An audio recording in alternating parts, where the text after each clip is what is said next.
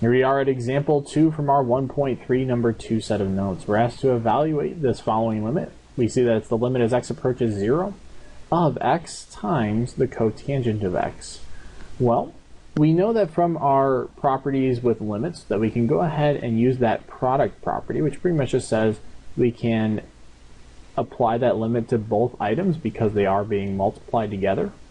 And so when we do that, we end up with the limit as x approaches 0 of x times the limit as x approaches 0 of the cotangent of x. Well, for this first one, it's actually not that bad. We can go ahead and use direct evaluation, and when we do that, we just end up with 0. For this one, let's go ahead and graph that to see what the image is like. Hopefully you remember that from pre-calc, but if you don't, let's just go ahead and see what it is in the calculator. So we're going to go ahead and hit y equals. And in order to actually enter in the cotangent is the same thing as saying 1 divided by the tangent of x. All right, so the cotangent of x is the same thing as saying 1 over tangent of x. Going ahead and graphing. Here is our cotangent of x function, and we notice that as we look at the value as you approach 0 from the left or right, we see that it's going down to negative infinity if you're approaching 0 from the left side, and positive infinity from the right side. In fact, let's go ahead and just zoom in. So zoom to. So there it is at 0. You can see that it's going down to negative infinity as you approach from the left side and positive infinity as you approach it from the right. So unfortunately, we have something that just does not exist for our cotangent function. So we're taking 0 and we're multiplying it by something that does not exist. All right. And now the question here is, well, how is this in fact done? You know, why is it not working? Well, it's not working because we see that we have this part that's just that limit's not existing. Now I'd like to go ahead and enter it as one function. So let's go ahead and take out the graphing calculator again. We'll adjust our y equals. And what we're going to do is take this guy and then multiply him by x. So this shouldn't be applied to the bottom. We should just go ahead and see what's going to be happening if that x were in front. In fact, we could even just say instead of 1, it's going to be x, but this should entirely come out to be the exact same graph. I mean, a different graph than before, but the correct graph. So now we can see, though, when you combine the two parts, we actually end up with a limit of 1.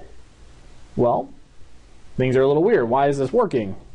At least we know that our limit is 1, so we can at least start there. But now let's go ahead and talk about why. So why is this not working? Why is our true limit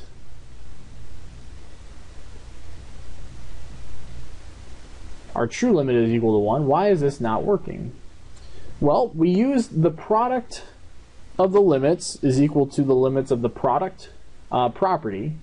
However, it has to work for both limits. That's a little bit of a small piece that has to be inserted in there.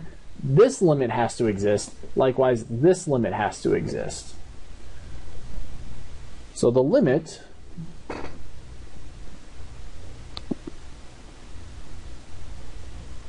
of the product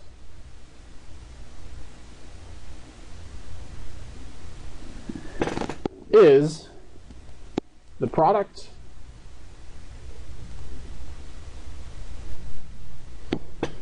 of the limits. In other words, that definition works out, that previous property works out from the 1.3 set of notes if the limits, all the limits,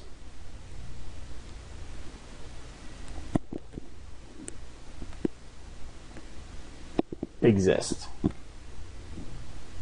Oops, gotta throw in limits.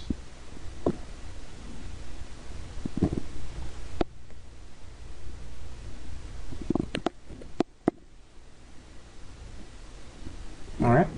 And you know, in college you might have an instructor use this terminology too, this backwards E like that. That just simply means it exists. So if they show that notation, just know that these are interchangeable, exist. So we're running into this issue. Now, this guy is obviously existing, it's 0. This guy is not existing, it's DNE. However, we're still coming up to this correct limit of 1 when you combine them. So what's really going on here? Can we remedy this? Now, things are going to get a little weird, but I'm going to try and go step by step so you guys can see, you know, step by step.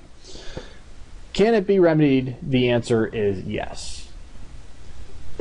Let's go ahead and start with what we have. We have the limit as x approaches 0 of x times the cotangent of x. And one way that we can go ahead and rewrite the cotangent of x, well, that's just simply the cosine of x over sine of x. So let's go ahead and write that and see what happens.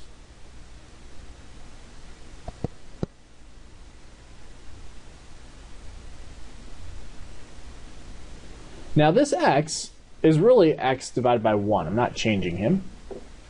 And since multiplication is commutative, we can go ahead and say that the limit as x approaches 0 is the same thing as saying x over the sine of x times this cosine of x over 1. So in other words, I just flip-flop these two on the bottom. Now, we can go ahead and apply each limit to their own using the product property with limits.